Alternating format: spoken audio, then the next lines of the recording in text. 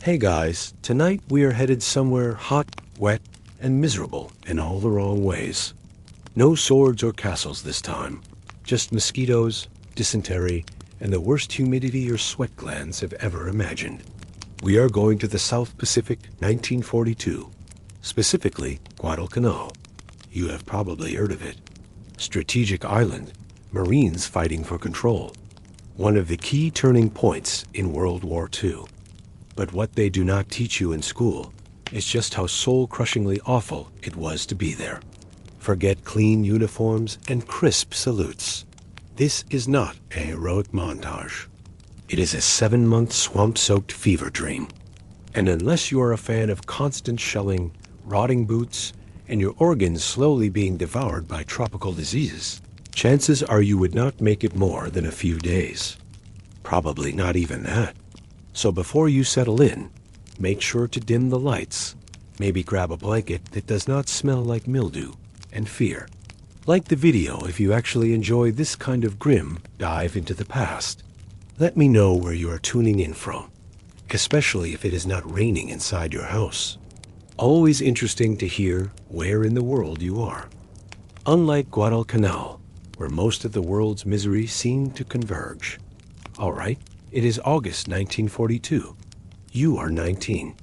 You have just landed on a small island in the Solomon Chain. And the first thing that greets you is not the enemy. It is the smell. Congratulations.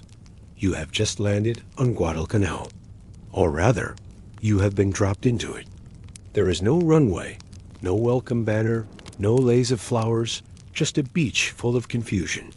Mud that swallows your boots, and a dozen men shouting about gear, ammunition, and where the Japanese might be. The good news is that you are not being shot at yet. The bad news is that you are already sweating through your uniform before you even take 10 steps. And that is not just water weight. It is your soul trying to escape your body through your pores. The sand is white, but do not let it fool you. This is not a tropical getaway. It is a trap.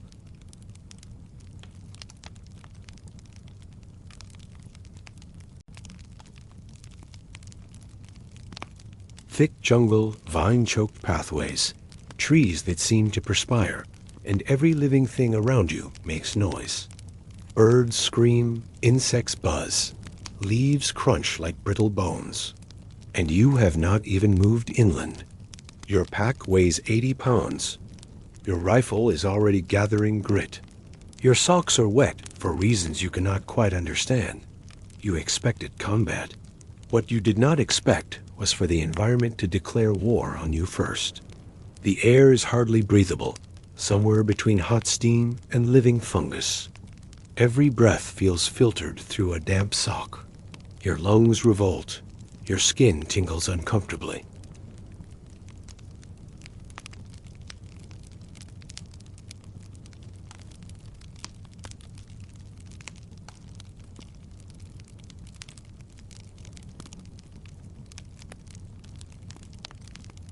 You wipe your forehead. It makes no difference. Within 5 seconds, the sweat is back, accompanied by a fly that insists on treating your ear like an airstrip. Your unit pushes forward, or at least attempts to. The movement resembles more of a cursed shuffle than a march. Each step is a struggle against roots, ankle-deep sludge, and sudden drops.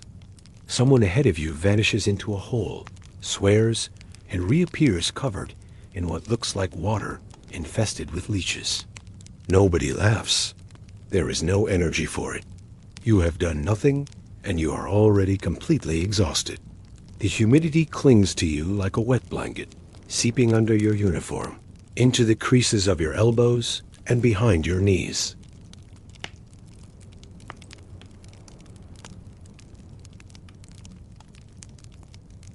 You shift your shirt in hopes of some relief and immediately regret adjusting anything just lets more heat in. You consider taking it off, but then remember the mosquitoes. They are not insects. They are beasts. Swarming clouds that target every inch of exposed skin. Your face, your neck, your wrists.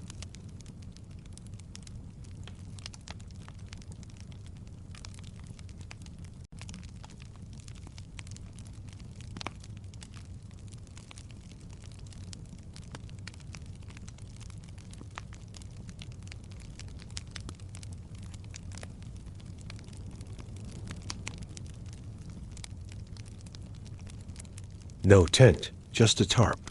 You are unsure whether to drape it or crawl beneath it. You choose the latter. The ground is soaked again. No rain, yet everything is drenched. Maybe it is condensation. Maybe the island itself is weeping. You sit, only to find the mud clutching your pants. Your legs cramp. An ant begins crawling up your boot. Then another. A steady red line of coordinated, aggressive insects. You brush them off, they bite. You learn quickly that every life form here deeply resents your presence. The bugs, the heat, the air, the dirt, they all want you gone. And they make it known. You have not even encountered an enemy combatant. And already, you are reconsidering every decision that brought you here. A voice calls out, "Dig a foxhole." You glance at the ground. It is not soil. It is compacted misery held together with roots and dried clay. You dig anyway. Your small folding tool is useless. Your muscles ache. After 10 minutes, you manage a shallow hole, deep enough to lie in, but only barely. You crawl in. It fills with water immediately. You crawl back out. Now it is a puddle. You try lying on the ground instead. Also a mistake. The sun sets, which you hoped would bring relief. It does not. Now the jungle awakens in a different register. The sounds shift harsher, more chaotic. Predators move. Insects chirp like sirens. Frogs bellow like distant thunder. Something screams from deep within the trees, and you pray it was just a bird. Your vision adjusts slowly, not fast enough. You cannot see more than a few feet. You reach for your flashlight and stop. Too risky. You do not want to become a glowing target. You sit in the dark instead, trying not to breathe too loudly, wondering if that rustle was a harmless lizard or a silent enemy with a blade. The mosquitoes double after nightfall. They thrive in the cooler air. You do not. You wrap yourself in a poncho. It traps heat. You sweat harder. You swat the air blindly, hoping for even minor relief. None comes. Comfort is no longer a concept. Survival is. Someone nearby coughs. A deep, mucus-filled sound. You know what that means. He is sick. Malaria, maybe.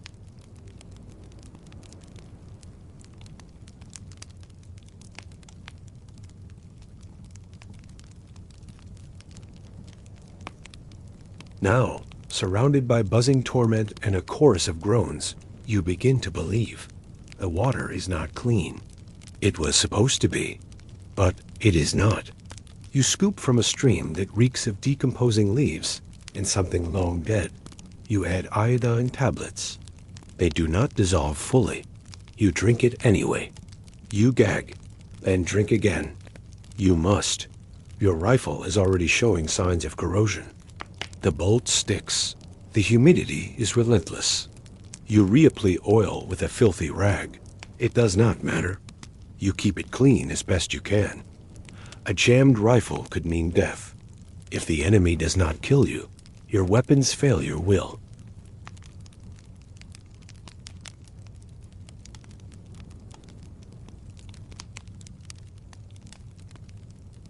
It leads to madness. A movement stirs in the trees. You freeze. Finger on the trigger. You do not breathe. Silence. Perhaps it was a bird. Perhaps not. You do not investigate. You lie back down. The ground squelches beneath you.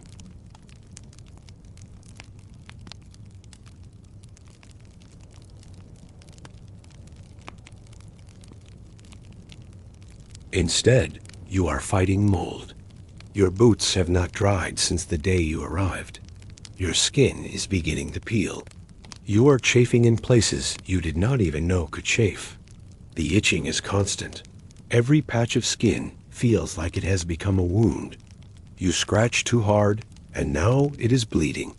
You press it with your sleeve, which only makes it worse. You try to sleep. Sleep mocks you. The heat does not ease. The insects do not rest. The sounds intensify. Every dream is a nightmare. Every sound becomes a threat. You do not know what time it is anymore. Your watch broke. The batteries failed. You did too. You curl up, poncho draped awkwardly, rifle clutched like it is some kind of ward. It is not, but it gives you the illusion of safety. You try to remember why you are here, why you signed up. Maybe you did not. Maybe they chose you. It no longer matters. You are here, and nobody is coming to fix this. The jungle does not care about courage. It does not care if you cry. It does not honor strategy or medals or national pride.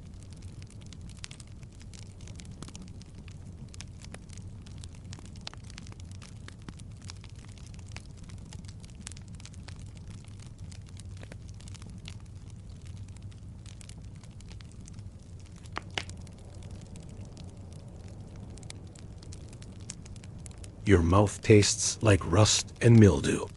You open your eyes and immediately regret the decision. The sun has returned. Fierce, glaring, indifferent. Somewhere nearby, a bird lets out a scream, though it hardly sounds like any bird you have known. Probably because it is not a bird. It might be a lizard. Or something worse. You no longer ask. You sit up. It is a mistake. A headache slams into you like a blunt object. Dehydration again. You reach for your canteen. The water is warm, almost like soup. You drink anyway. It burns slightly. The iodine taste is worse than it was yesterday. Or maybe your body has finally stopped pretending everything is all right. Your uniform clings to you. You peel it away from your arm, and it makes a sound, not a pleasant one.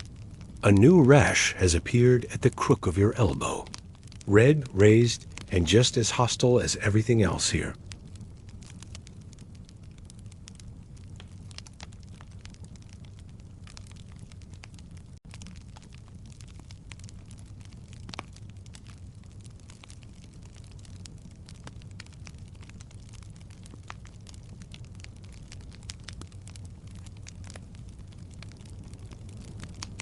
You stretch your legs.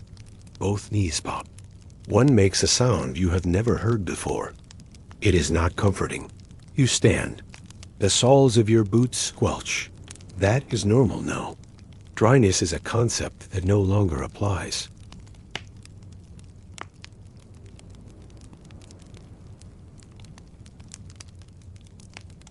Far off, trees crack.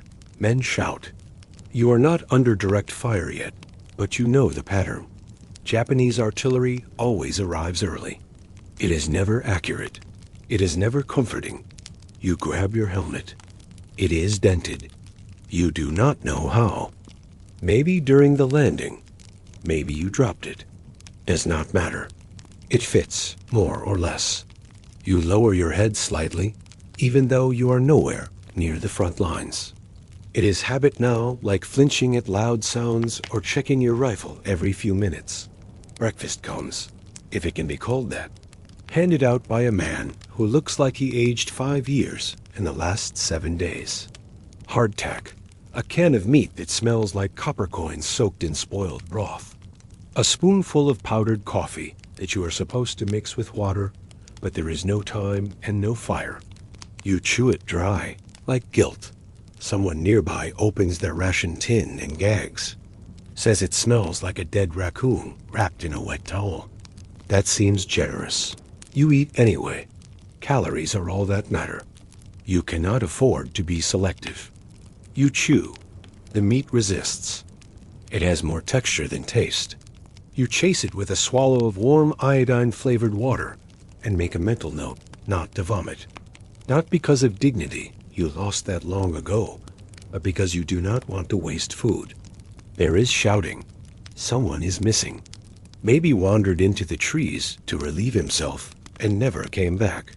It happens more often than you expected. The foliage devours men. Some lose their way. Some step where they should not. Some meet snakes. Or worse, Japanese patrols are ghosts. Silent, deadly. You will not hear them. Only feel the blade. You are told to help reinforce a muddy slope. Technically, it is a foxhole. Realistically, it is just a shallow puddle of disappointment. You dig. Roots resist you. Your hands blister over blisters. The small folding shovel slips repeatedly. Your grip is too weak from dehydration. Sweat blinds you. You wipe your face with a filthy sleeve and make it worse. Another shell lands closer. Dirt sprays nearby. One man drops. Another freezes. You do not flinch. You just wait. That is how it goes. Sudden, random, without warning. A burst of earth. A sharp cry. Then silence. Until the next one. There is a swamp downhill. You smell it before you see it. Rotting leaves. Still water. And something else you do not dare identify. A body was pulled from there last week. It did not matter whether it wore your uniform or theirs. It was swollen, covered in insects, half merged with the muck. The heat accelerates decay. Flesh breaks down quickly. But the stench lingers. You are assigned to a patrol at the jungle's edge. 4 men. You do not know all their names. One of them coughs endlessly. Could be minor. Could be fatal. Nobody asks. Nobody wants the answer. As you move through the undergrowth, the trees close around you. Visibility drops. You can only see 5 feet in any direction. Your heartbeat grows louder than your footsteps. Every step is cautious. Every vine could be a snare. Every patch of leaves might hide a trap. You scan. You breathe through your mouth. The air reeks of mold and rotting foliage. A bird flaps overhead. You jolt. Just nerves.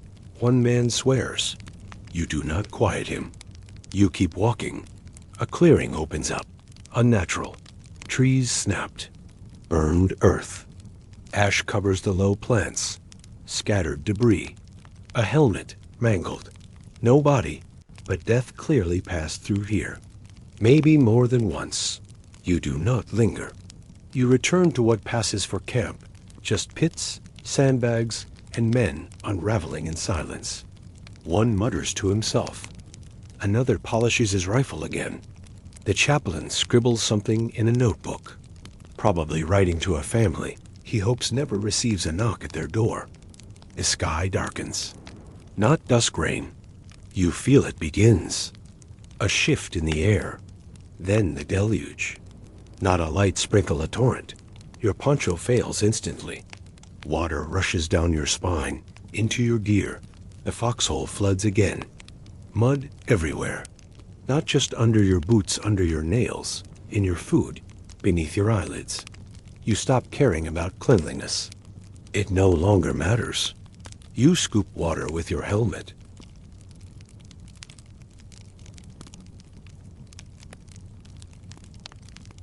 You peel one off, and a piece of skin tears away. You pull it back on regardless. Nearby, a scream splits the air. Not fear pain. At first, you do not move. Then instinct takes over. You rush toward the sound. A man is on the ground, gripping his leg. Blood pours freely. There is not. At least not yet. Maybe later. Maybe not at all. Supply lines are uncertain. Boats come when they can, if they can. Sometimes they bring crates. Sometimes they bring body bags. You do not ask anymore. You simply wait. That is the rhythm now. Hurry up and wait. Sweat, ache, eat if you are lucky. Dig, patrol, stay alive. Sleep if your nerves allow it. Repeat. Your fingernails are black with grime. Your lips are cracked, flaking at the corners. A cut on your hand from 5 days ago has turned an angry red. You pour iodine on it. It burns. You are glad it burns. Burning means it is not rotting yet. The man across from you is talking to himself again. Something about the sun. Something about his mother. You let him speak. It is better than screaming. The jungle swells with heat as the sun climbs. The insects never stop. Buzzing, whining, crawling. One lands on your neck. You slap it. Blood? You do not know whose. You wipe it away with your sleeve. Then rub your neck until the skin turns raw. You catch your reflection in a puddle.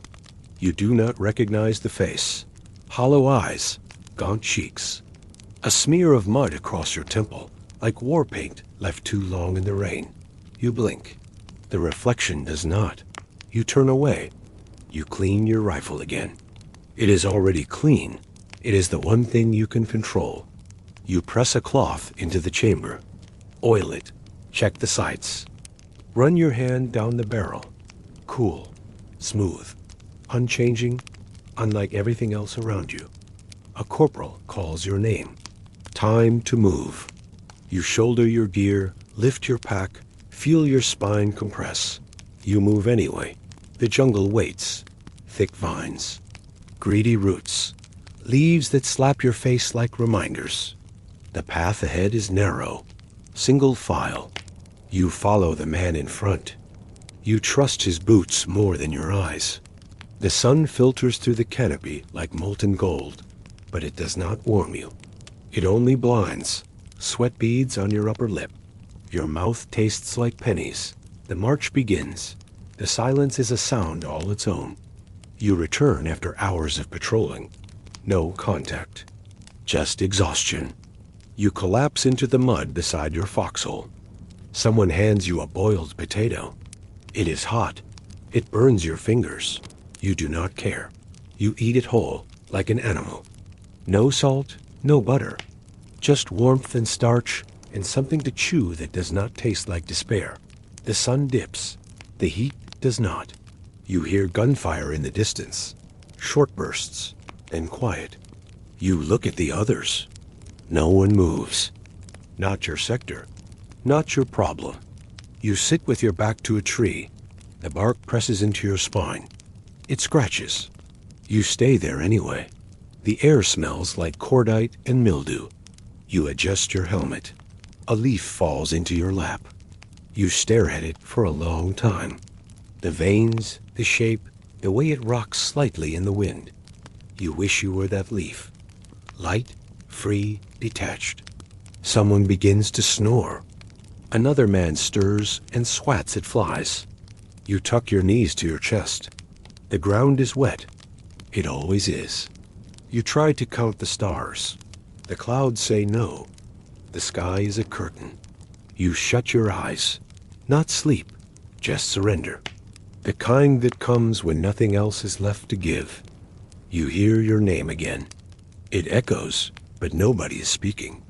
You are not sure it was real. You do not open your eyes. You breathe, slow, shallow. You are not sure you will wake up again. Part of you hopes you do not. The other part knows you will. You always do. Shrapnel from what? No one knows. Probably a stray mortar round. You press bandages to it. He cries out. You lie to him. Tell him it will be fine. It will not be. He knows it too. You both go quiet. Courtmen arrive. They do what they can. It is not much. A shot of morphine, a field dressing, and a tag on his boot in case he does not make it through the night. You slump back into your hole. The rain keeps falling. The insects are louder now. Somehow the night is even darker than the last one. You breathe shallow. Everything smells like wet death. You close your eyes for a second. Not sleep, just rest. You know tomorrow will not be better. It will just be different flavors of bad. And you are still waiting to actually fight someone. You wake up and immediately wish you had not. There is no alarm clock, just the sound of someone hacking up something wet about 10 feet away. Could be phlegm, could be lung tissue. You do not ask. You are still half asleep, soaked, and lying in a pit of mud that was once a foxhole, but now functions more like a personal swamp. You try to roll over. Everything sticks. Your back, your knees, your soul, all welded to the ground with a mix of sweat, jungle rot, and what you hope was rainwater. The sky is turning gray, though. Morning is a strong word. It is more like another period of light in a never-ending stew of damp suffering. You rub your eyes with the back of your hand. Big mistake. There is grit on your skin, and now it is in your eyes. You blink rapidly. It does not help. You wipe with your sleeve. Now they just sting in stereo. Someone nearby mumbles something about chow. You do not answer. You are not hungry. But you are also not allowed not to eat. You learned that early. The body burns through calories out here, like a fire chewing through damp kindling. You do not eat. You pass out. You pass out. You get left behind. You get left behind. You do not get found. Or you do, just not in one piece. You drag yourself upright. Every joint complains. Your knees crunch. Your back sounds like someone cracking sticks over a campfire. Your boots slosh. The water never leaves them. You gave up on dry feet 2 days in. Now they just feel like lukewarm bags of pudding strapped to your ankles. The mess area is a joke. A dented table, a few barrels, some crates that may or may not have been hit with shrapnel. You stand in line with a tin tray that looks like it has been used to hammer nails. The guy ahead of you coughs into his shirt. He smells like spoiled ham and trench foot. You are not sure which is worse. Breakfast arrives in a scoop. You do not know what it is. No one knows what it is. It is beige. It is lumpy. And it jiggles in ways that defy both physics and comfort. Someone calls it reconstituted eggs. Someone else calls it whatever died in a bag. Technically, it is protein. Realistically, it is a cry for help in food form. Next comes a puck of bread. Hardtack, they call it. It looks like a hockey puck, feels like concrete, and tastes like historical failure. You bang it on your tray. It makes a sound like a rock hitting a tank. You bite it. Your teeth regret that decision immediately. You soak it in your coffee, not because you want to, but because it is the only way to soften it to non-lethal levels. Coffee, by the way, is an insult. It is a brown liquid with the bitterness of betrayal and the flavor profile of burned rubber soaked in ditch water. It comes from a packet labeled instant, which is ironic because nothing about it dissolves instantly. Half of it clumps, the other half floats, and the rest just settles into a gritty sludge at the bottom of your cup. You drink it anyway. You do not even taste it anymore. You just need it. Not for the caffeine, for the ritual, for the illusion that something in this routine is normal. The guy across from you is eating with his hands. He lost his spoon somewhere between the last skirmish and the last thunderstorm. He is using a spent shell casing to scoop his food. You watch him for a second. He catches your eye. You both nod. No words. Just a silent agreement that everything here is broken and that is just how it is. A plane flies overhead. You all freeze. Could be ours. Could be theirs. You cannot tell from the sound anymore. You are too tired. It passes. No strafing. No bombs. Just noise. Still, your stomach knots until it is gone. Then back to chewing, if you can call it that. Someone tries to make a joke. Something about how breakfast is better than the chow back home. No one laughs. Not even him. He was trying to make himself forget. It did not work. You scrape your tray clean. Not because it was good. Because you cannot afford to leave anything. Even bad calories are better than none. There is a small black insect crawling on your biscuit. You flick it off.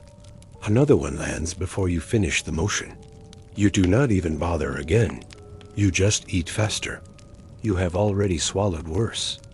A truck rolls into the clearing. It is not a supply truck, just transport. 2 guys jump off the back, both covered in mud, one limping. They look around, dazed. They have been on patrol for 3 days. No rations, no sleep. The medic starts yelling at one to sit down. He does not respond. The guy just stares into the trees like they owe him something. His face is blank. His eyes are gone. You wipe your tray with a piece of damp cloth you keep in your pocket. It is not clean. Nothing is. You scrape the remaining crumbs into your mouth with your thumb, then throw the cloth back in your jacket. Your jacket, by the way, smells like wet goat and fear. You stop noticing around day 4. Someone throws up behind you. Might be the food. Might be the dysentery. Either way, you do not look. That would mean acknowledging it. That would mean it might happen to you next. You do not want that energy. You try to brush your teeth. Try being the operative word. Your toothbrush is frayed. The paste ran out a week ago. You use salt or baking soda or whatever is on hand. Some guys chew jungle bark. Others just rinse with iodine water and call it good. Dental hygiene is more of a theory now. Your gums bleed every morning. You ignore it. There is an itch on your neck. You scratch it. Something lops. Might have been a bite. Might have been a blister. Either way, now your fingers are sticky. You wipe them on your pants. Your pants have stopped pretending they are fabric. They are more like wearable sandpaper now. Every movement is an abrasion. The medic passes by handing out malaria pills. They are giant, chalky. You dry swallow one. It sticks in your throat for a good 30 seconds. You gag. You force it down. If you do not take them, you get the shakes. If you do take them, you get nightmares. Pick your poison. Most of the time, it is both. The heat is already building. The sun has been up for less than an hour, and the jungle is back to simmering. You feel the sweat return like an old enemy. It starts at the base of your spine, creeps into your armpits, then soaks down the back of your knees. Your socks go from damp to drenched again. You hear movement in the underbrush, not near, just enough to make you uncomfortable. Could be monkeys, could be scouts, could be nothing. The silence that follows is worse, because nothing stays still in this jungle unless it is watching you. Someone asks if there is more food. The matches are all ruined. You tried lighting one yesterday. It crumbled, like your patience. The sun comes out again. That is worse somehow. Now you are not just wet. You are wet and baking. Your shirt steams against your back. The sweat comes faster. Your pants start to chafe. Every step turns into an act of raw friction. You reach down to adjust. It does not help. Nothing helps. You dream about towels. Not even warm ones, just dry. Just something that does not stick. You think about those little hand dryers in public bathrooms. You would sell your soul for one of those right now. Maybe two. Someone is walking past with a piece of canvas over their head. He looks like a ghost. The bottom of his trousers are black with mud. His boots make a squish with every step. His shirt has 3 tears in it. One across the chest, one down the back, and a third you cannot explain. He does not notice. He is looking straight ahead. His face is blank. You do not say anything. You just watch him go like everyone else does. Like you all will when it is your turn to wander off in silence and waterlogged defeat. You sit back down on a crate that leaks under your weight. Your fingers trace the seam of your shirt. It is unraveling. There is mold on the bottom, black spots. They were not there yesterday. You scratch your arm again. Another bite or rash or both. You do not care. You pull the collar of your shirt up. It smells like mildew, wet wool, and something sour. You drop it again. Breathing is optional. A medic walks by carrying a satchel of quinine tablets. He smells like wet gauze and antiseptic. He nods. You nod. No one speaks. Conversation takes energy, but you are all saving it. Later, you will try to wring out your socks. They will drip. You will put them back on. You will sleep in them. You will wake up in them. They will still be wet. Because here, nothing dries. Not your clothes, not your gear, not your patience. You stop expecting it to. You are finally starting to accept the permanent damp. Your uniform clings like it is fused to your skin. Your boots squelch in ways that should not be physically possible. And you have stopped calling it sweat. It is just part of you now. But just when you think you have adapted to the island, something moves in your gear. You freeze. Not like you are scared. You are past scared. This is more like caution mixed with resignation. You lift your pack flap slowly. It hisses, not your imagination. You pull back and see the tail disappear deeper into the fold of your wet tarp. You let the flap drop. Congratulations. You now share living quarters with a snake. You do not know what kind. You do not care. There are at least 3 species on the island that can kill you. One bites, one squeezes, and the other does both. The Marines do not get field guides. You do not need taxonomy. You just need to not die. So you leave the pack where it is.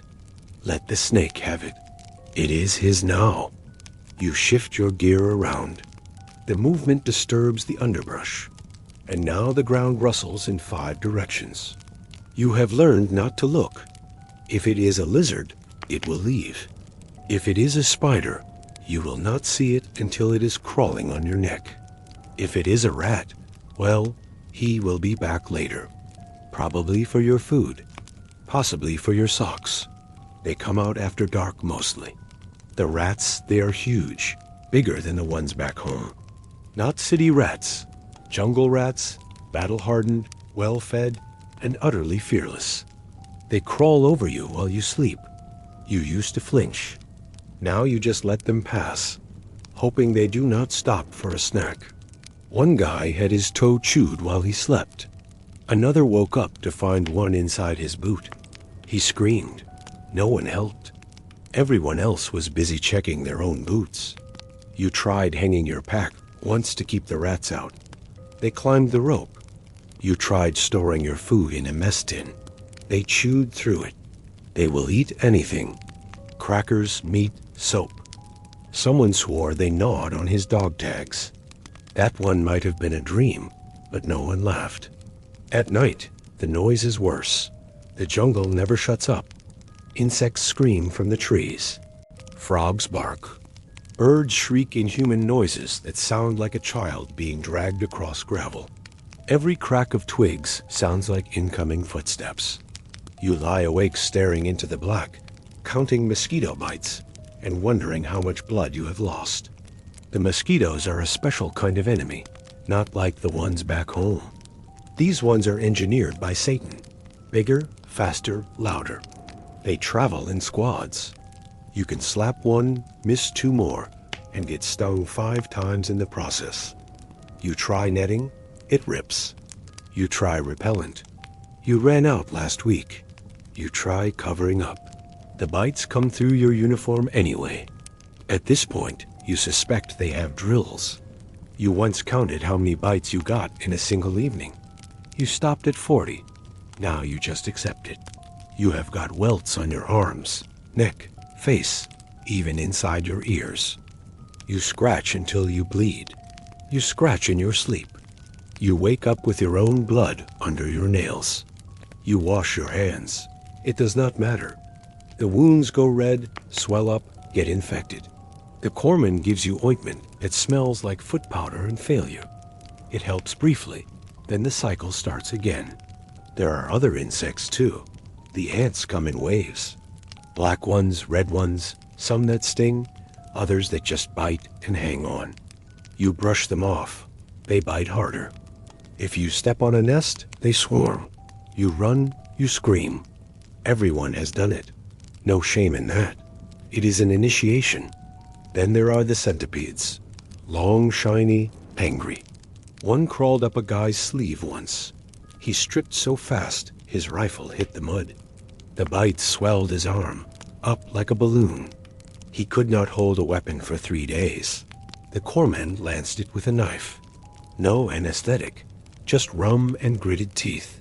You have started keeping your boots upside down when you sleep. Not because someone told you to, because the first time you slid your foot into one and felt something squish, you screamed loud enough to wake the whole trench. It was a frog or a slug or something worse. You did not check. You just threw the boot, cursed the island, and walked barefoot for the rest of the day. Snakes are less common. But when they show up, they do not sneak. They make their presence known, slithering across your path with a casual arrogance that says they know no one here can stop them. You do not bother them. You step back. You let them pass. That is the rule.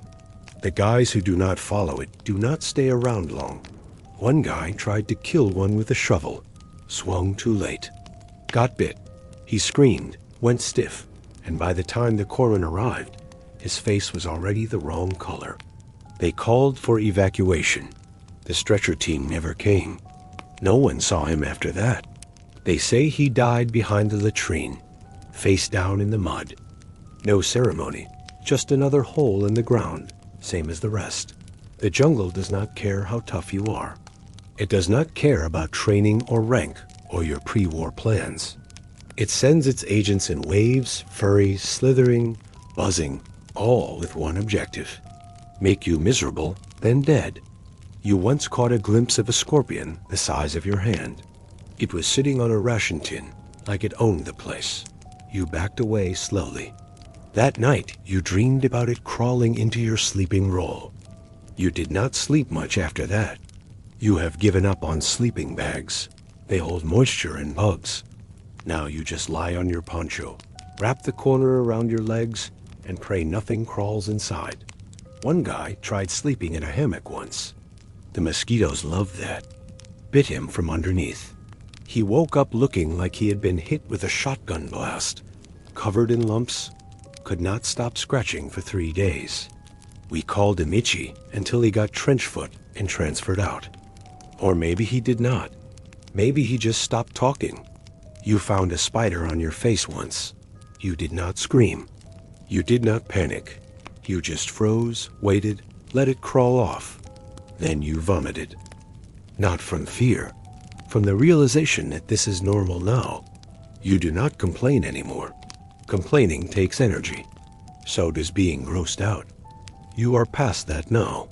You are a walking buffet for half the food chain, and nobody's closing the kitchen. You tie your sleeves at the wrists. It helps a little. You tuck your pants into your socks, not because it looks good, but because otherwise something will crawl up and ruin your week or your life. One guy claims he found a rat nest in his helmet. Another found a beetle the size of a cigarette lighter curled inside his canteen cup. You stopped believing these were exaggerations around the second week. You used to joke about it. Now the jokes are gone. Now it is just a silent contest of who can keep going the longest without breaking from the crawling, biting, writhing misery of sharing your personal space with the entire insect kingdom. You look down and realize you have been bleeding again. The scratch reopens, probably from your own nails. You do not bother bandaging it. Just smear some mud over it and move on. If it festers, the corpsman will know what to do. Or he will not. At night, you cover your ears with a damp rag. It does not block the buzzing, just makes it less piercing. You try not to think about the rats or the snake under your pack, or the thing that moved under your tarp last night. You close your eyes. Something scuttles across your foot. You do not move. It is better not to know. By now, you have learned that basic human needs do not take a break just because you are in a war zone. Eating is already a nightmare. Sleeping does not count. And when it comes to relieving yourself, there are no good options. There is just outside and worse. You feel it coming not long after breakfast. A rumble in your gut. The kind that tells you have about 10 minutes, maybe less. Could be the canned meat. Could be the untreated water. Could be whatever bacteria has taken up permanent residence in your intestines since week 1. It does not matter. When your stomach decides it is time, your only job is to not lose control in front of the others. You grab your entrenching tool. That is the first step. You are not carrying toilet paper. You ran out days ago. Now it is just leaves. Maybe an old sock. Maybe nothing at all.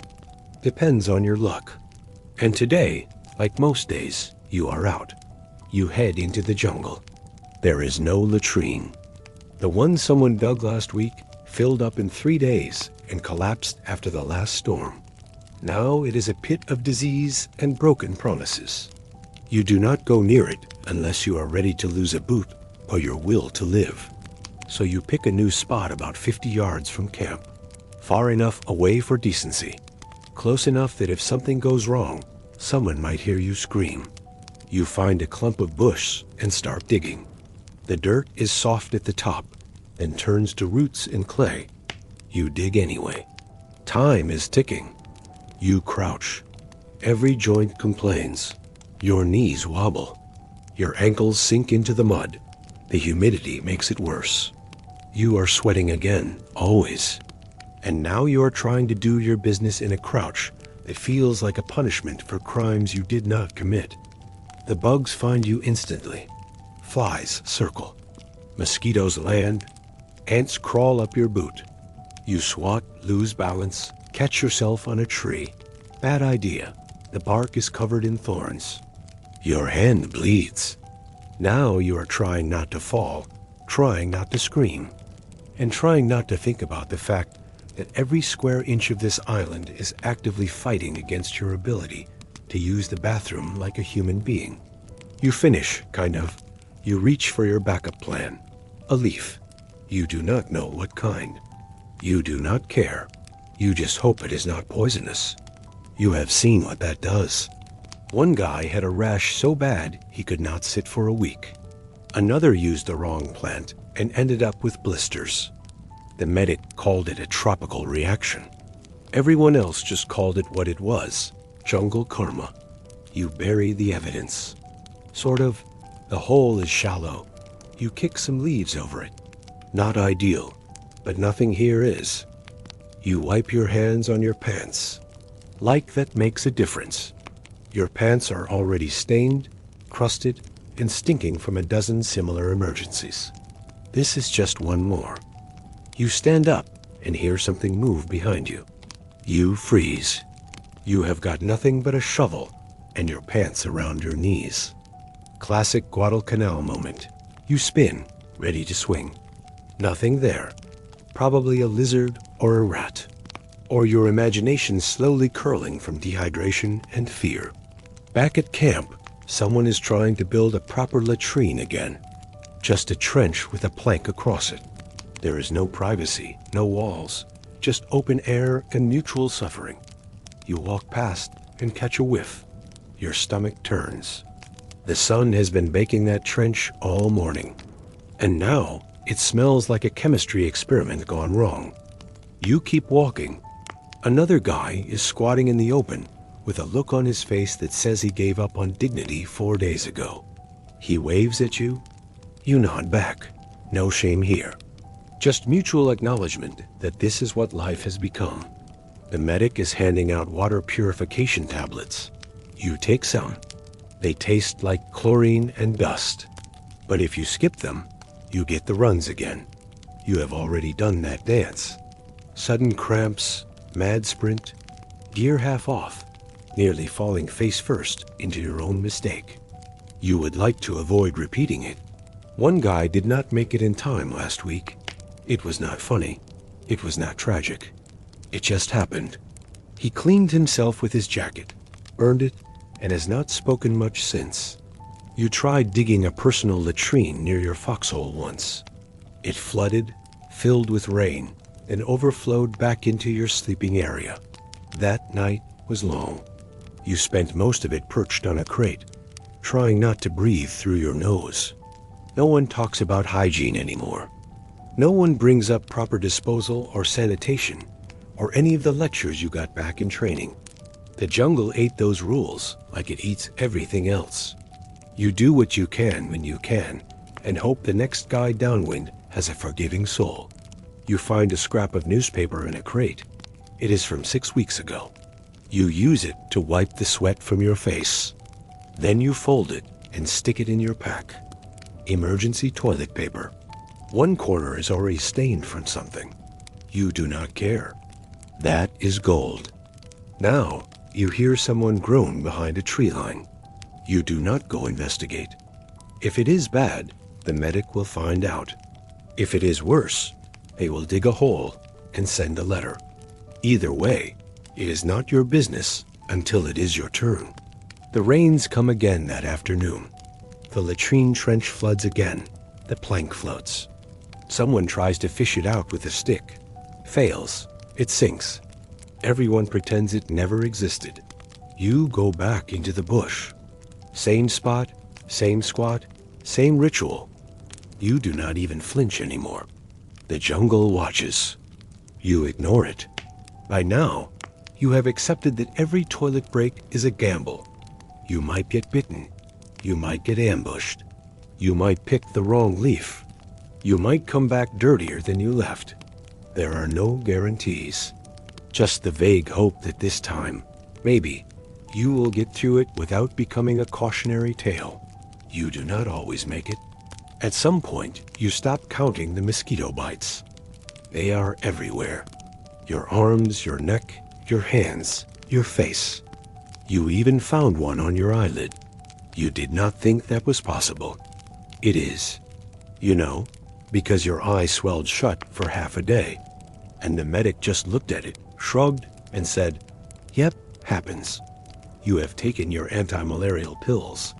You take them religiously.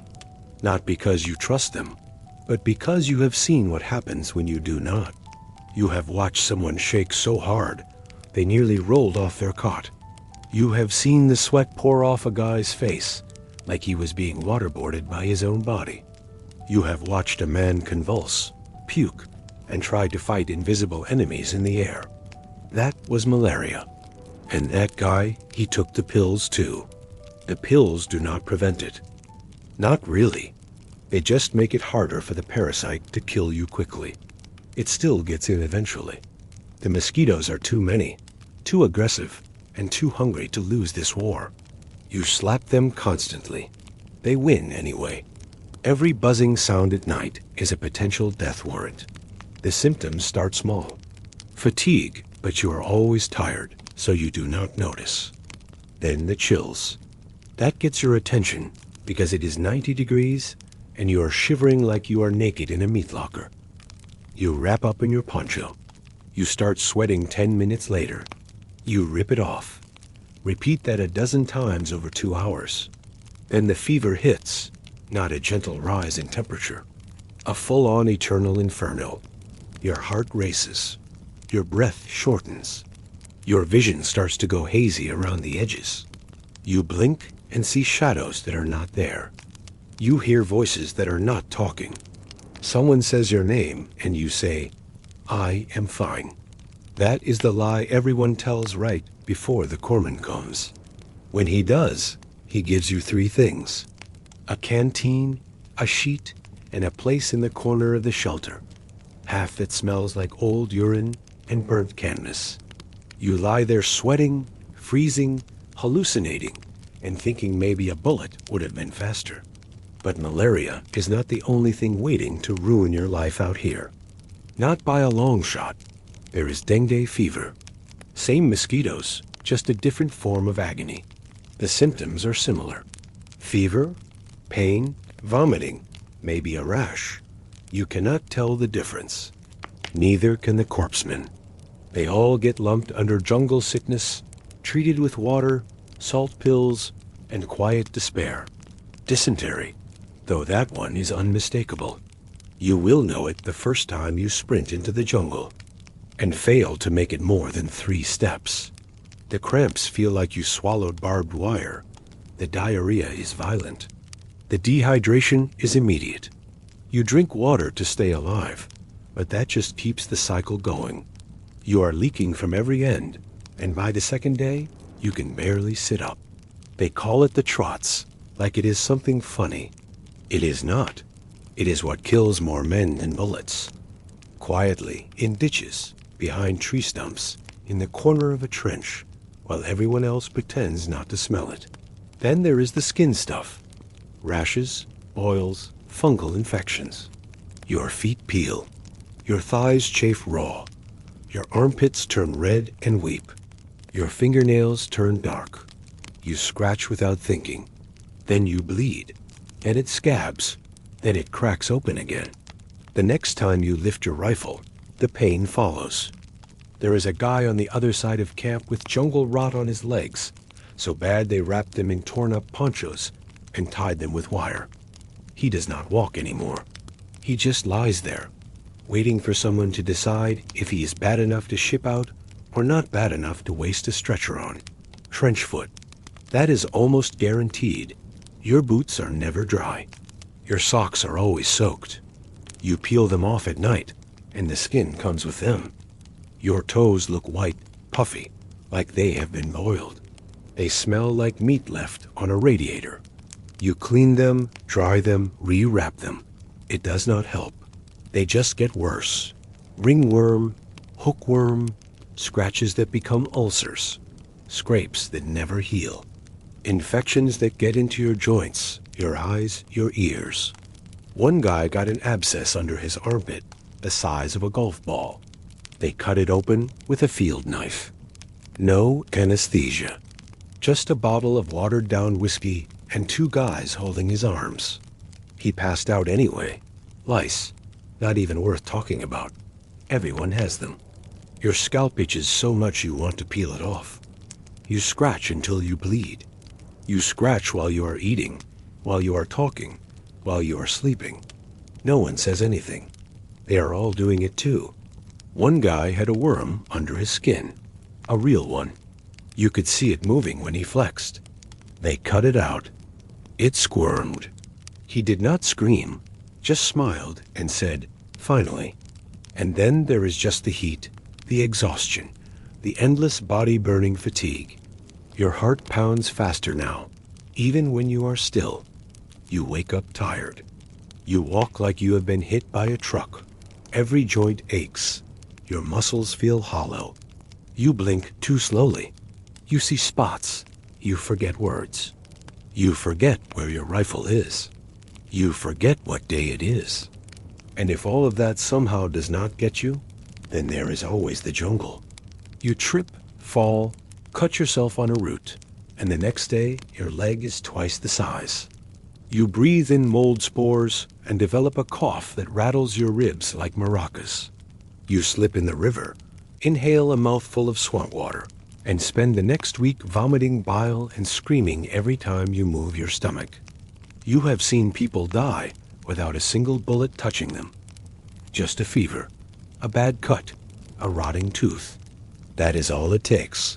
This place does not need enemy soldiers. It kills you with heat, with moisture, with bacteria. The jungle wins through attrition. You look down at your hand. Your knuckles are split. Your nails are dark. There is something growing between two fingers. You do not have time to worry about it. You just wrap it in a rag and keep going. There is always something else trying to kill you. One more thing, one more symptom, one more reason not to stop. You take your pill. You drink your water. You wipe the sweat from your face with a cloth that has never been clean. You tell yourself you are still fine. You are not, but no one is. By now, your body is not so much a tool of war as it is a damp science experiment. It is not holding up well. Your skin used to be normal. You had pores, texture, maybe the occasional zit. Now it is a battlefield. You have become an unwilling host to a range of bacterial squatters, fungal infestations, and whatever evolutionary experiments the jungle decided to test on you. Let us start with your feet. They have given up. Not figuratively, literally. The skin has gone soft and pale from being wet for too long. The creases between your toes have split open. The ball of your foot looks like an old potato. The corpsman calls it trench foot, but that phrase does not do justice to the experience of standing up and feeling the skin on your heel slough off in your sock like it is molting. You change socks when you can. It does not matter. The new ones are just as wet. There is no drying. You just rotate them in and out of dampness, hoping one pair feels less like seaweed than the others. You tried hanging a set on a stick once. It rained 10 minutes later. Of course it did. Your boots used to offer protection. Now they are just containment units for moisture and misery. The insoles are permanently squishy. They smell like a dead animal wrapped in leather. The laces fray. You tie them tight anyway, even though they bite into your ankles like cheese wire. You cannot walk without them. You cannot walk with them. Either way, you limp. Then there is the skin rot. That is the nice term. De Corman calls it tropical ulcers. But you are pretty sure that label was invented by someone who never saw it up close. It starts small. A rash, maybe a patch of red. You scratch it. Big mistake, it opens. Then it oozes. Then it gets crusty. Then the crust falls off and it bleeds. Then it starts over but bigger. Your thighs rub together when you march. That is another problem. The chafing turns into raw flesh. You try walking with your legs wider apart. You look ridiculous, but it is either that or let your inner thighs turn into ground meat. You tried talcum powder. It ran out 2 weeks ago. Now you use ashes from the fire. It does not help. It just makes your crotch look like it was dipped in soot. Your armpits are not faring any better. The combination of sweat, friction, and jungle bacteria has created something new. The skin is dark, shiny, and permanently moist. You cannot lift your arms without feeling a sting. You do it anyway. Every time you shoulder your rifle, your armpits scream. You stopped caring. Pain is just background noise now. You have sores on your elbows, cuts on your knuckles. Your lips are cracked and peeling.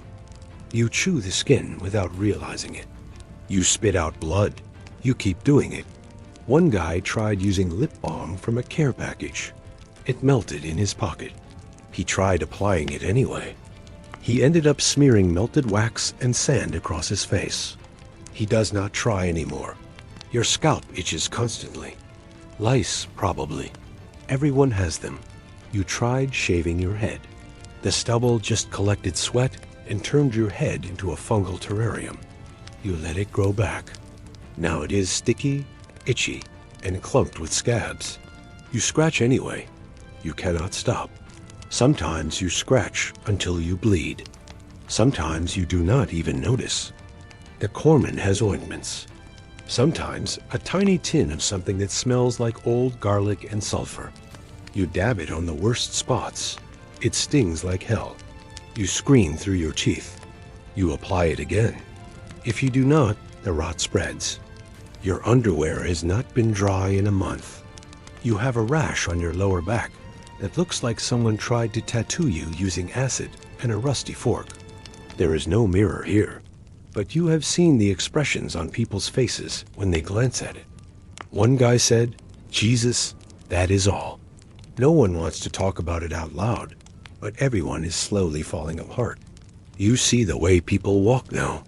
Not upright, not confident, just forward, 1 foot at a time, dragging, adjusting, compensating for pain they cannot treat and do not have the energy to explain.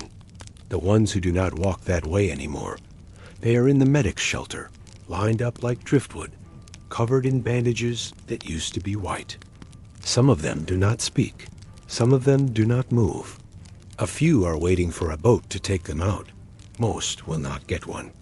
And behind all of it, wrapping around every saw, every limp, every scabbed over knee and pus-soaked sock, is the other thing no one admits out loud: the sadness.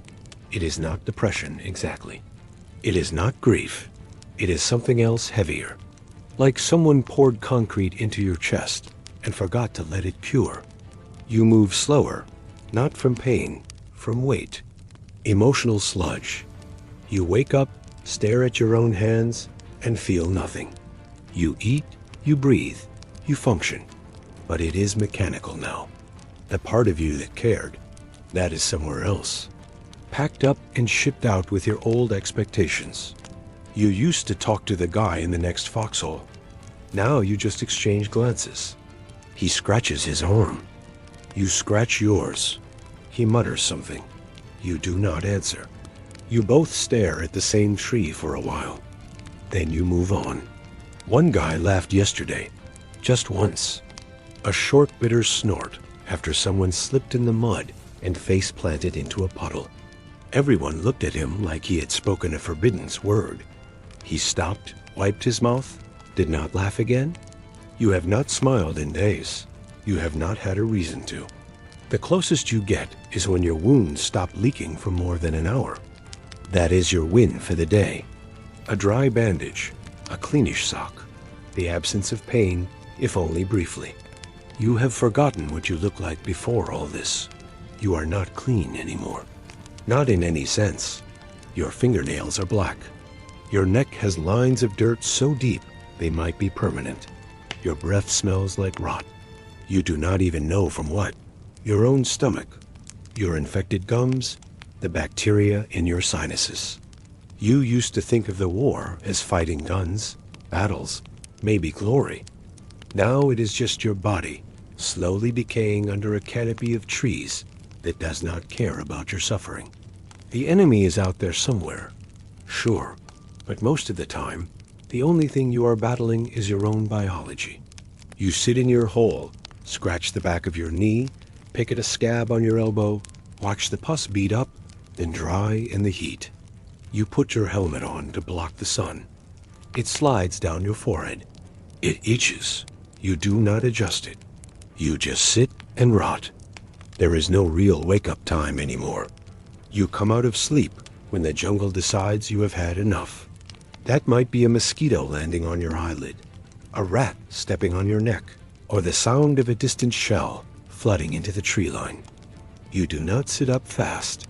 That costs energy. You just blink until your eyes adjust to the light or the steam, or whatever combination of the two is leaking through the trees today. The first movement of the day is always the hardest. Your body is stiff, damp, and covered in layers of dried sweat, fresh sweat, open sores, and probably some fungus. You stretch. Something cracks. You stop. The pain radiates from your knees, your spine, your hips. Everything hurts. There is no position that feels right, so you move anyway. You check your boots before putting them on. Always. You bang them together to make sure nothing is nesting inside. A frog falls out, standard. You scoop out a glob of mud and something else you do not want to identify. Then shove your foot in and hope today is not the day trench foot becomes gangrene. You strap on your gear. Your belt digs into your waist. The buckles are rusted. The strap on your canteen snapped last week, so now it is tied with bootlace. You have 3 ammo pouches, one of which holds bullets. The other 2 hold scraps of food, half a sock, and a crushed pack of cigarettes, so damp they are more symbolic than functional. The day starts with someone shouting. Always orders barked, like they are supposed to make sense. Something about patrols or shifting positions or digging new fortifications, because someone up the line thinks 2 inches of dirt will stop artillery. So you dig again. The shovel hits a root, then clay, then a patch of soft earth that smells like something died there. Maybe it did. You do not stop. You cannot. You keep digging until your hands blister again, or until your hole collapses from last night's rain, or until someone tells you to dig somewhere else. Then you start over. You stop briefly for chow. It is a metal tray with some warm gray sludge and a biscuit that you are 40% sure is made from sand and regret. You eat it. You do not talk while eating anymore. There is nothing to say, and chewing takes focus. The coffee is hot today, which almost counts as a miracle. You sip it and feel it burn a new layer onto your throat lining. You finish the meal. Your stomach does not complain. It just absorbs and moves on. After that, more work. Maybe you fill sandbags. Maybe you string wire. Maybe you march to a new spot and spend the rest of the afternoon trying to figure out if it is less miserable than the old one. It is not. It is just a different combination of heat, bugs, mud, and the smell of unwashed bodies cooking in their own uniforms. Someone says you are on watch tonight.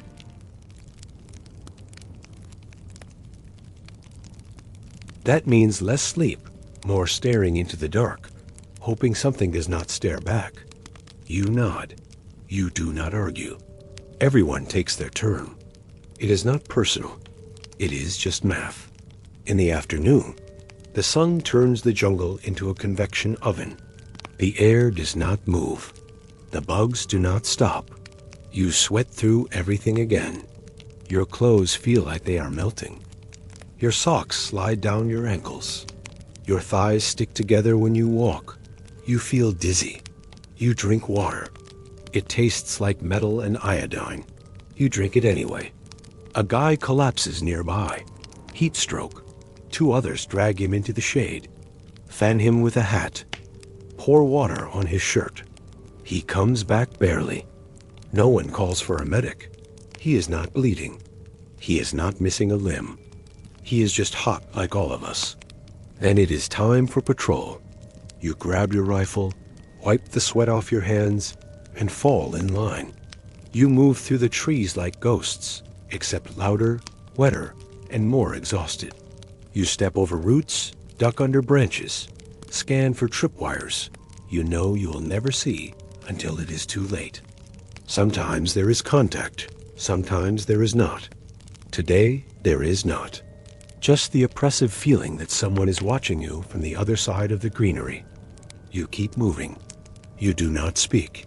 You do not even gesture anymore. It is all muscle memory. One step, another. Breathe. Do not fall behind. You return to camp with soaked socks, a cramp in your shoulder, and a new tear in your pants. No one greets you. Everyone is busy digging, eating, sleeping, staring into space. You drop your gear. You sit. You do not even think about it. You just sit where you land. The mud soaks in. You barely feel it. You check your hands. Blisters popped again. You wipe them on your shirt. You think about changing your bandage, and forget. It can wait. Dinner is not better than breakfast. A different kind of canned meat. A smaller scoop of mystery rice. You eat it without noticing the flavor. You finish it without chewing the last few bites. You put the tray down and wipe your mouth on your sleeve. You scratch the side of your neck. Another bite, another scab. It gets dark fast. No sunset, just dimming. Then blackness. You check your rifle again. You check it 3 times a day now. Not because you are paranoid, because you have seen what happens when someone forgets. One jam, and you do not get a second chance. If you are on watch, you sit in the hole. You listen to the jungle. It is loud, too loud. Then it is quiet. Worse, you blink. Stare into the trees. Think you see movement, then realize it was just your own breath fogging your vision. You wipe your face. You adjust your grip. You try not to blink too long. If you are not on watch, you lie in your shelter and try to sleep. The sounds of the jungle seep in. The smell of latrines and damp socks wraps around you. Something scurries nearby. You close your eyes tighter. Someone coughs. Someone snores. Someone mutters in his sleep. You listen. Then eventually, your brain shuts off. Not because you are relaxed, just because it has to. Tomorrow is the same. Dig, march, sweat, eat, patrol, sleep, if you are lucky. If you are not, you get to do all that with a fever. By the time breakfast rolls around, you are not hungry. You are hollow. Hunger is not even the right word anymore. That stopped meaning anything after the 3rd week. Now it is just a persistent ache somewhere beneath your ribs. A low pulse of discomfort that reminds you you are still alive. Barely. They call it chow. You would not. You would call it a form of punishment wrapped in aluminum and compromise. There is no mess hall, no trays lined up like a factory. It is just a battered field kitchen. If you can call a dented drum and a box of dented cans a kitchen manned by a guy who is just as exhausted and fed up as everyone else. He ladles out portions like he is trying to make the pot last another week. He probably is. You look down at your tin. It is gray or brown or some color somewhere in between. Could be meat.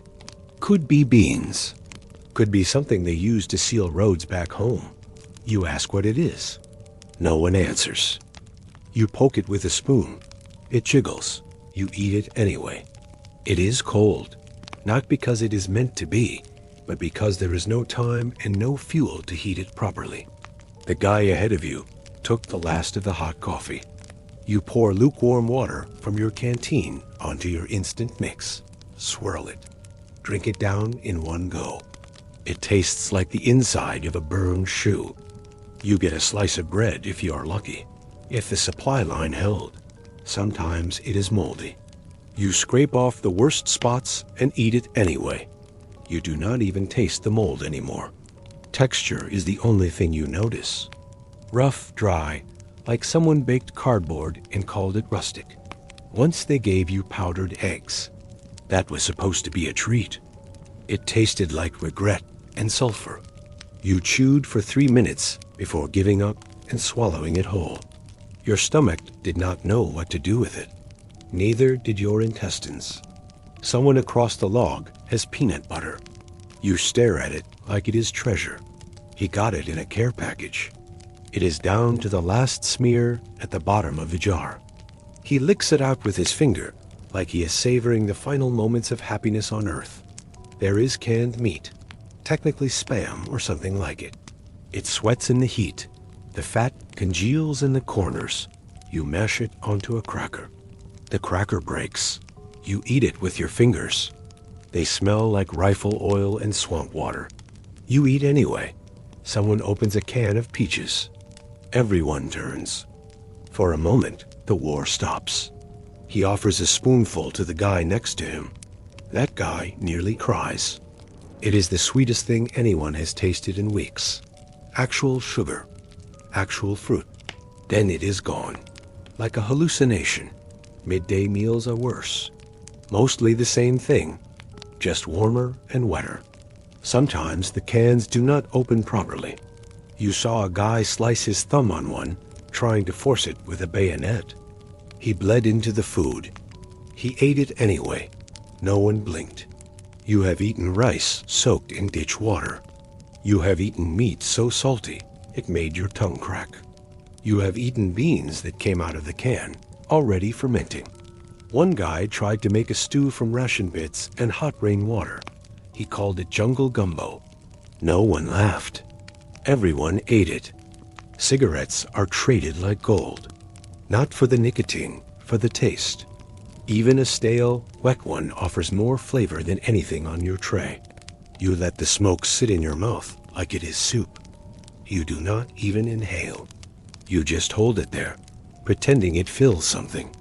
Dinner is a repeat of lunch, which is a repeat of breakfast, which is a reminder that time is meaningless, and calories are just a number you chase with a spoon. You hear rumors of new rations coming. They never arrive. The supply chain is a rumor itself. Ships get sunk. Boats get lost. Crates get misrouted. You get the scraps that survive the journey.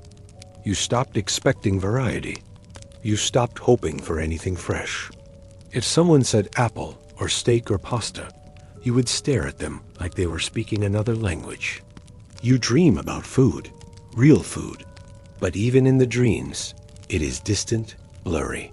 You wake up with your stomach growling and your mouth dry, staring at a dented tin that smells like wet burlap and regret. Food is not nourishment anymore. It is fuel. It is compliance. It is something to occupy your hands and distract your brain from the taste of iron in the water and the endless grinding sameness of everything else. One guy tried fasting for a day. He said he wanted to reset his stomach. He passed out halfway through a patrol. No one talked about it again. You eat standing up sometimes. Other times you squat near a tree, chewing while swatting flies with one hand. You do not wipe your hands.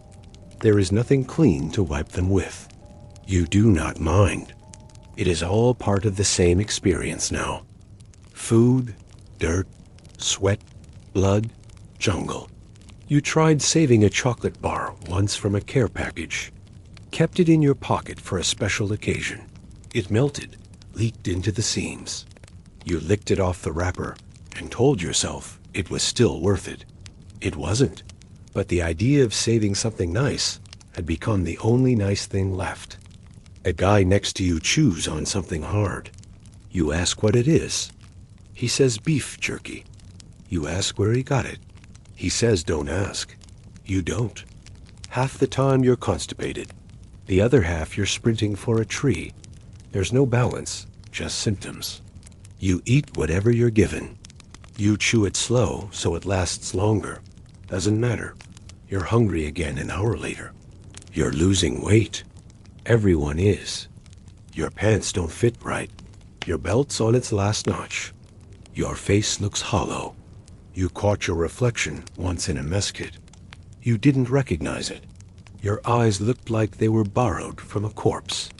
The jungle doesn't let you enjoy anything, least of all meals.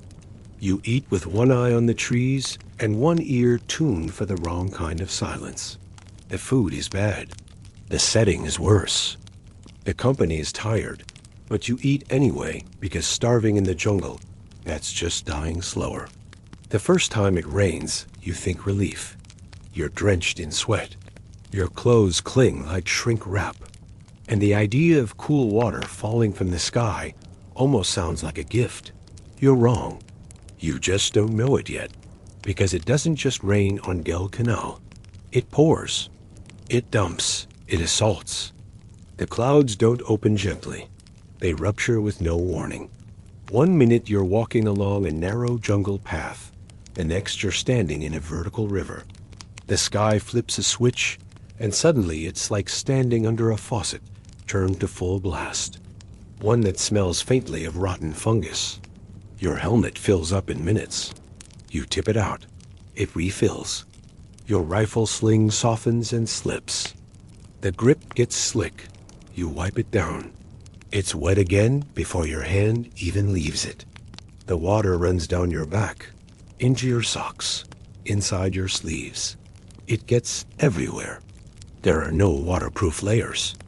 The poncho helps for exactly 10 minutes before the water finds a way in, at the collar, the seams, your waistband. Then it sticks to your body like a second skin, trapping heat and making every movement a squishing, clinging ordeal. The rain doesn't cool you off. Not really. It steams against your skin. The air stays heavy. The moisture thickens everything. The heat, the smell, the silence. It doesn't rinse the sweat from your face. It just mixes with it and shoves it into your eyes. The mud appears instantly. Not mud like back home. This is something else. Thicker, deeper, alive. It grabs your boots and doesn't let go. You step and feel your heels suction down. You pull and your ankle twists. You try to walk faster and you fall. There's no traction, no footing, just an endless field of brown sludge and half-buried roots. Your foxhole floods within the hour. Not a little, not a trickle. It turns into a pond. Your pack floats. Your socks float. Your cigarettes dissolve. You try to bail it out with a helmet, then give up and sit in it. What else are you going to do? Everything sags. Sandbags collapse. Tarps buckle. Trenches erode. The plank over the latrine sinks. Someone loses a boot in it. They don't get it back. Your gear smells worse now. The canvas straps go soft. The metal parts rust faster. The ammo tins leak. You open one and find 5 rounds fused together by some chemical process involving water, heat, and the universe hating you. Your sleeping area, if you can call it that, becomes uninhabitable. The ground turns into soup. You lie down and feel the water soak through your shirt into your back, like you're laying in a sponge that someone just used to clean a latrine. And the rain doesn't stop. That's the worst part. You think it's over. It slows down. You start to move. It starts again. Harder, louder, like it's mad you doubted it. It rains at noon, at dusk, at midnight, sometimes for 15 minutes, sometimes for 8 hours. Sometimes it rains so hard that you can't hear someone yelling next to you. You just see their mouth move while the water pounds everything around you into mush. You don't stay dry ever. Your towels are wet. Your backup socks are wet. The inside of your pack is wet. Your skin permanently wrinkled, soft to the touch, starting to smell sour. You can't tell if the smell is you or the rot or the mildew. Probably all three. You try to dry things out when the sun breaks through. Doesn't help. The humidity is too high.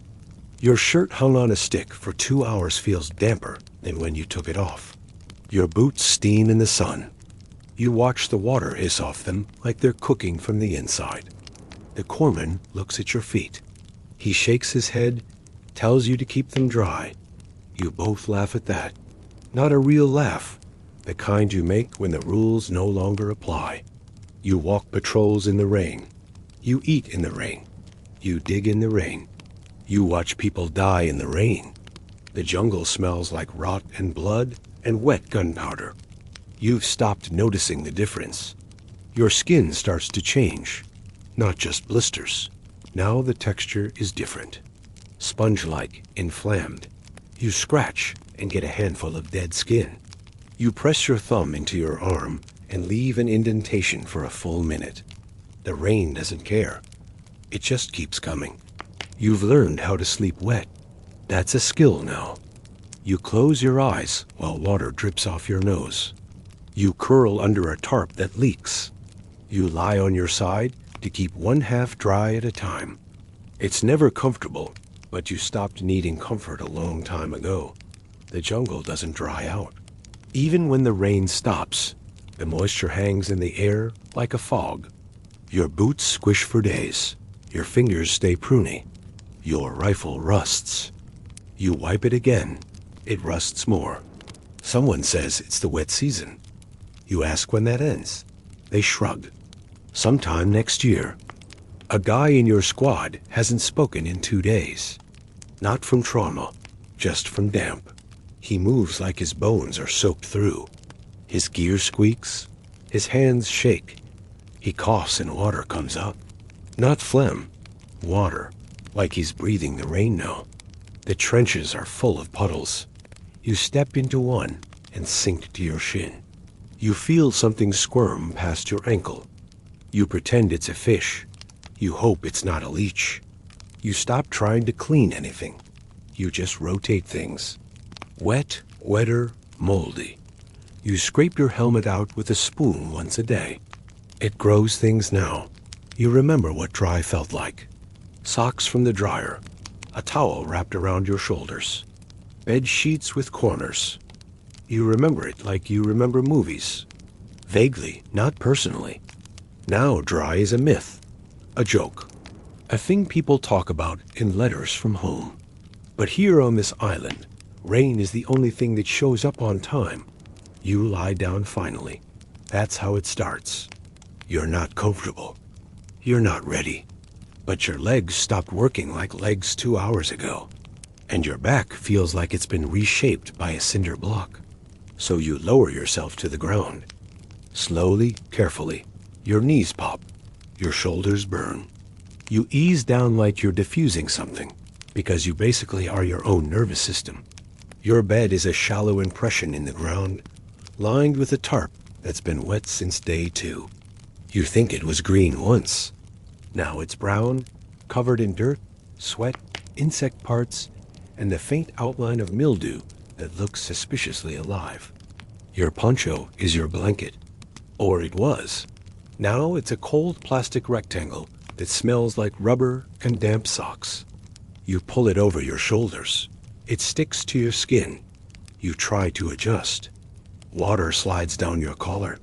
You lie still. You tell yourself, this is rest. This is recovery.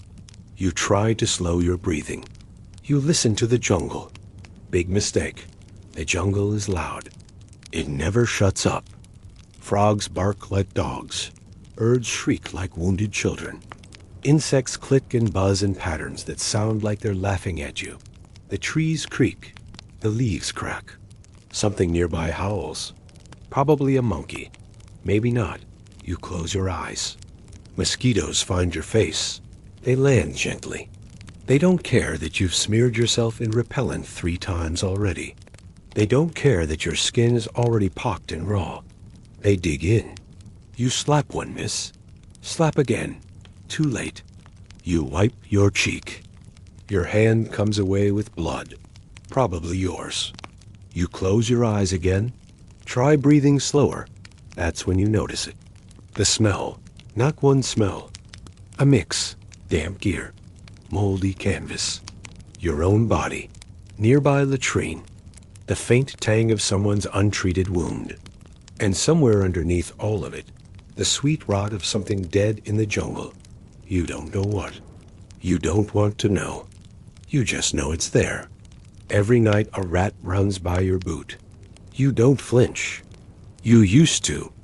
Now you just register it like weather. You curl your feet in a little. You hear it rustle into someone else's pack. Not your problem anymore. You shift your weight. Your hip digs into something hard. A rock, a root, the handle of your entrenching tool. You shift again. Now your shoulder is wet. Your arms asleep. Your spine buzzing. You can't win. Something bites your ankle. You scratch it. The bite opens. You feel the blood. You scratch again. It gets worse. You keep scratching until you forget why you're doing it. You roll onto your back and stare up. The trees are silhouettes. The sky is a blur. Somewhere up there are stars, but you haven't seen them in weeks. The canopy blocks everything. Light, air, hope. All filtered through dripping leaves and a constant background hum that never stops. Even when your mind begs for silence, you blink slow. Maybe this time. Then someone coughs. A deep, wet rattle from 2 foxholes over. You know that cough. It's either the beginning of something or the end of something. You listen to see if there's a follow-up. There is another cough, and a groan. You pull your poncho tighter. There's nothing you can do. Just hope he doesn't start vomiting or worse. The guy next to you shifts. He grinds his teeth. He does that in his sleep. He doesn't know. You do every night. It sounds like chalkboard torture. You used to nudge him. Not anymore. Now you just live with it. Someone snores. Another mumbles in his sleep. You catch a word. Something about home or food or mom. It doesn't matter. He'll wake up and forget it in the morning, or pretend to. You feel your eyelids start to fall.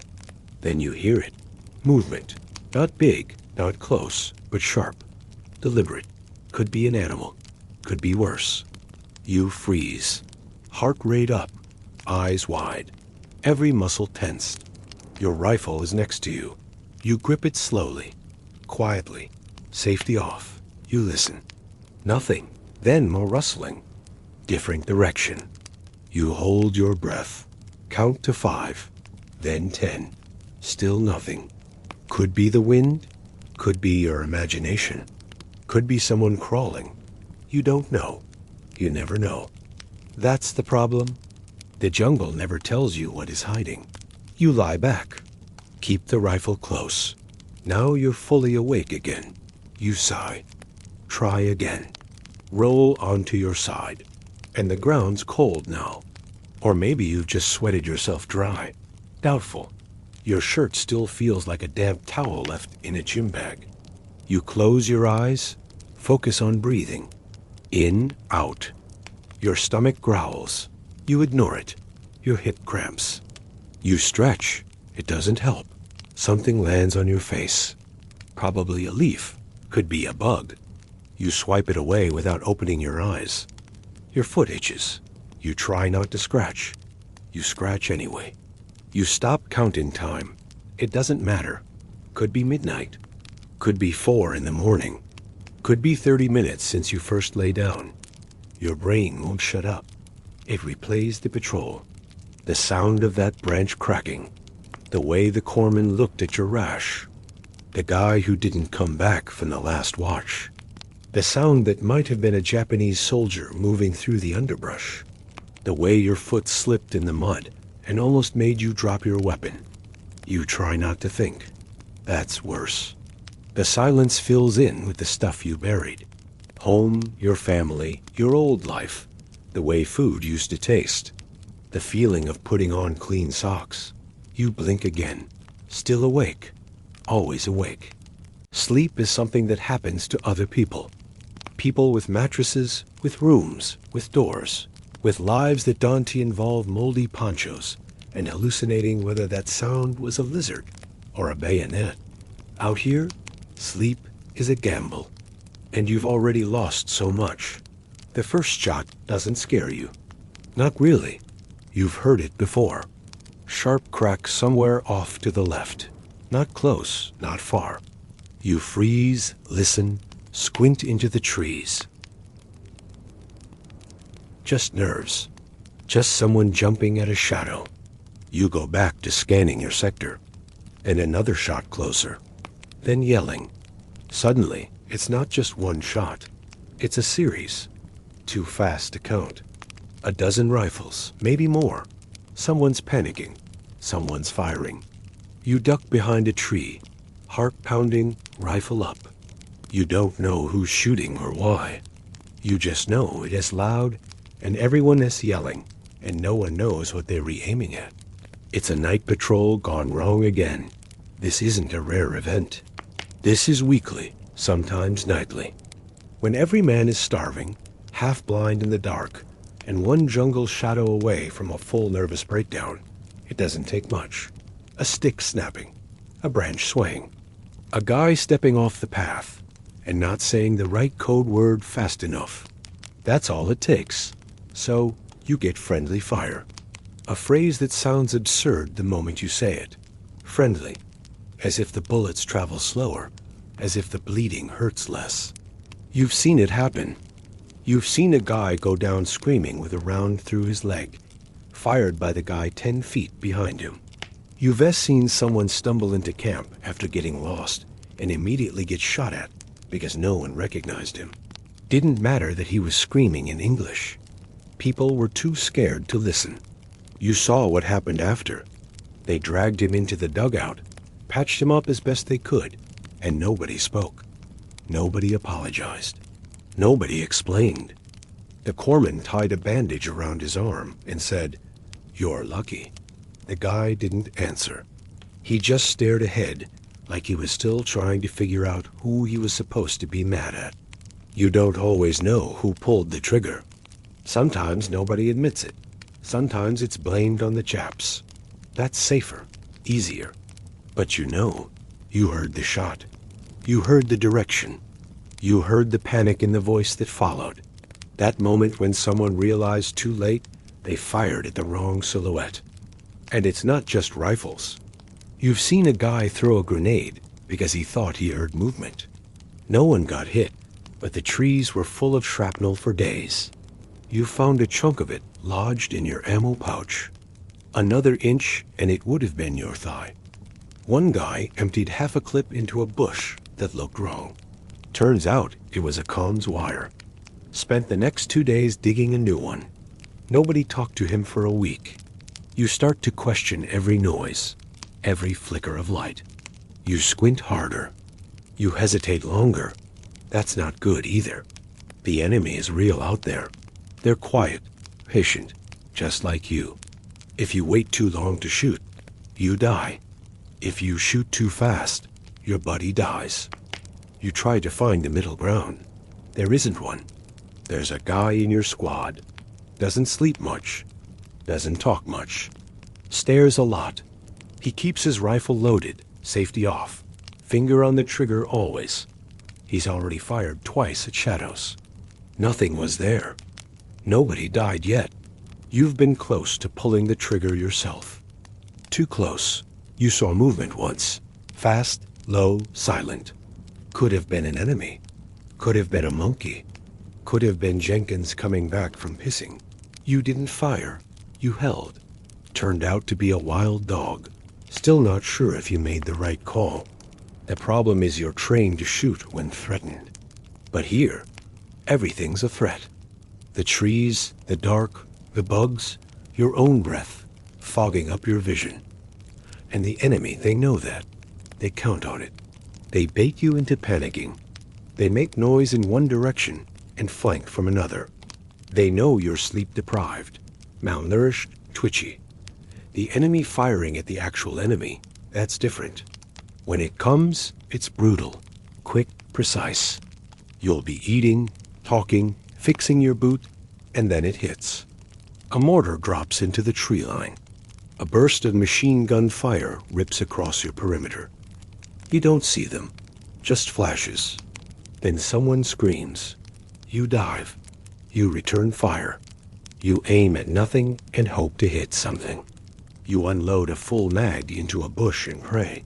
The guy next to you does the same. You yell. They yell.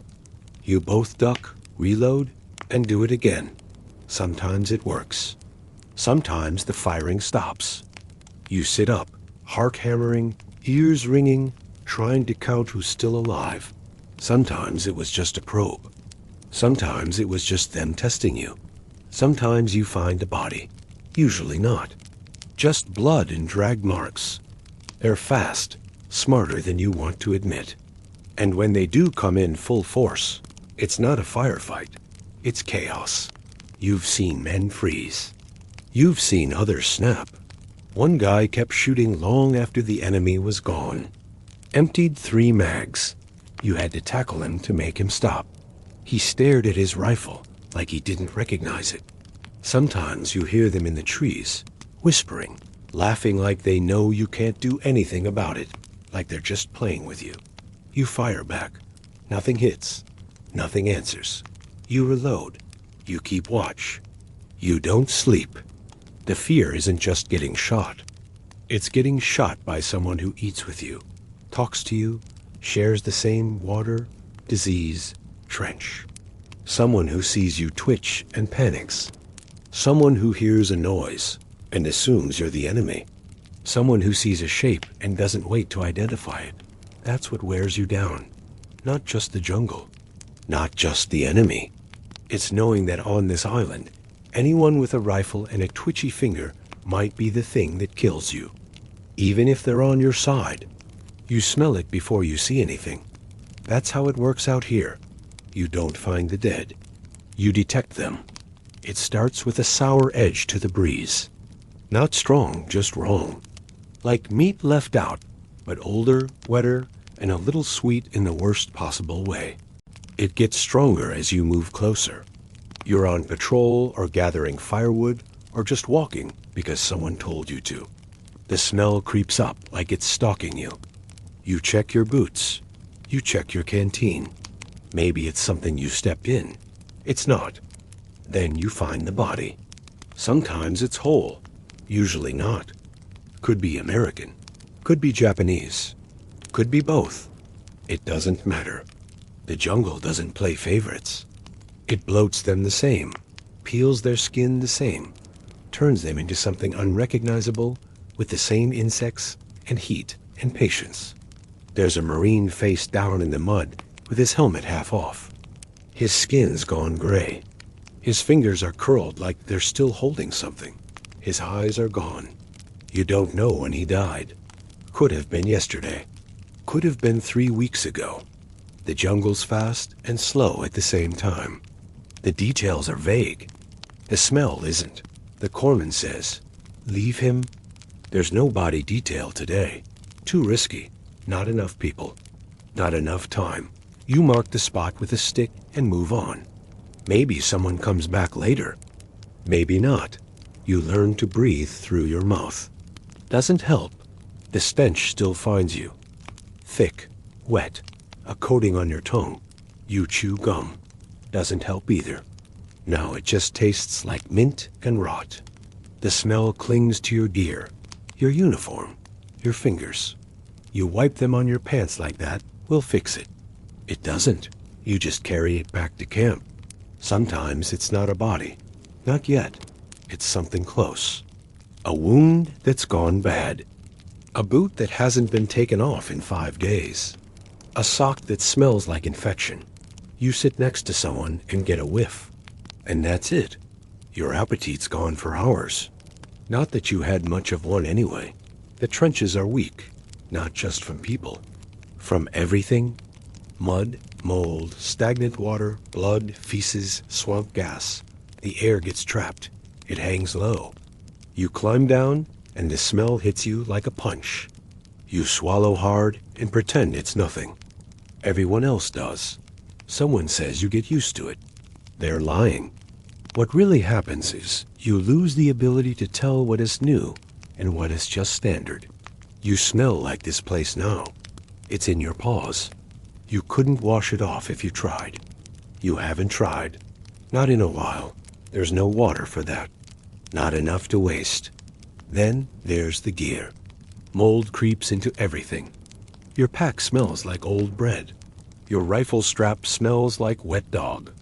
Your canteen smells metallic with a hint of decay. You drink from it anyway. What's the alternative? You've got food in a tin that smells like sweat. Your spoon has been in so many mouths it tastes like someone else's past. You wash it with spit and move on. You chew with your mouth half open so you don't inhale through your nose. The latrine doesn't help. It's not a pit anymore. It's a swamp of failure. You walk near it and your throat tightens. You hold your breath and sprint past. Doesn't matter. The smell latches on. You take it with you. You always do. Rain doesn't fix it. Just moves it around. Turns everything into a stew of odor. Wet fabric, old rot, jungle gas, the occasional sharp snap of cordite when someone fires around. All of it layered. None of it good. You don't talk about it. No one does. It's just another part of the war you didn't train for. The part they don't put in the manuals. You expected bullets. You didn't expect your own uniform to smell like a hospital dumpster. Then there's the enemy dead. You come across them sometimes. Shallow graves or none at all. A foot sticking out of the mud. A face looking up from under a branch. You don't know how long it's been. You don't want to. You move past them slowly, respectfully. Not because you care, but because you've seen what happens when someone steps too close and the ground gives way. You try not to breathe. You fail. Sometimes you hear someone vomiting, not from food, not from illness, just from the smell. One guy wears a bandana soaked in tobacco juice over his mouth. Says it helps. He still gags when you pass the dead mule out by the riverbank. It's been there 2 weeks. The belly split open last Tuesday. Now it's just a monument to what the sun and flies can do to a living thing.